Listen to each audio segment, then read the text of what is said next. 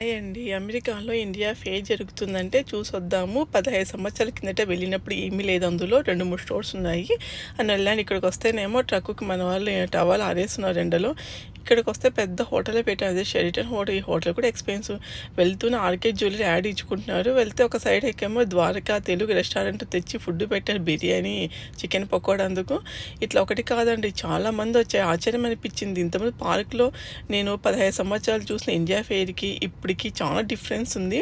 అప్పుడు 4, 5 స్టోర్స్ ఉంటే ఉండేది.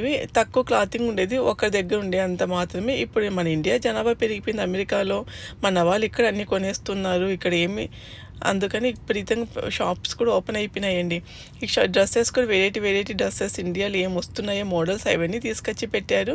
ఇక్కడ బ్రాస్ ఐటమ్స్ కూడా పెట్టారు. ఈ అమ్మాయి తెలుగు అమ్మాయి పెన్సిల్వేనియా స్టేట్ నుంచి వచ్చిందంట. కుంభకోణం తీసుకొస్తానని చెప్పింది. దాని దగ్గరకు చాలా బాగున్నాయండి ఐటమ్స్.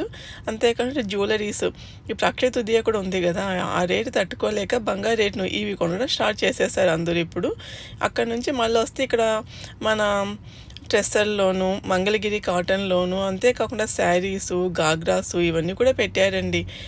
ఇక్కడికొస్తే ఇంకొక చోట పిల్లలకి మ్యాథ్ క్లాసెస్ చెప్తాము. రష్యన్ మ్యాథ్ అని వాళ్ళు పేరు పెట్టుకున్నారంట. ఇక్కడ మ్యాథ్ పిల్లలకి ఏదో క్విజ్ పెట్టారు. అది గెలిచిన వాళ్ళకి ఏదో పెన్ను, పెన్సిల్స్, బ్యాగ్స్ ఇస్తూ ఉన్నారు. వీళ్ళు కూడా యాడ్ ఇస్తున్నారు. ఇప్పుడు ఫైనాన్స్ వాళ్ళు, 529 వాళ్ళు, ఇన్సూరెన్స్ కంపెనీస్ ఒక్కటేంటి ఎంత డిఫరెన్స్ వచ్చిందండి 15 సంవత్సరాల కిందటికి ఇప్పటికి. అప్పుడు ఏదో 2, 3 స్టోర్స్ ఉంటే అట్లా తిరుక్కొని పోయేవాడిని. ఇప్పుడు అది కాదు. చూస్తూ మీకు వీడియోలో చూపించాలనేది నేను కూడా మర్చిపోయేసానండి.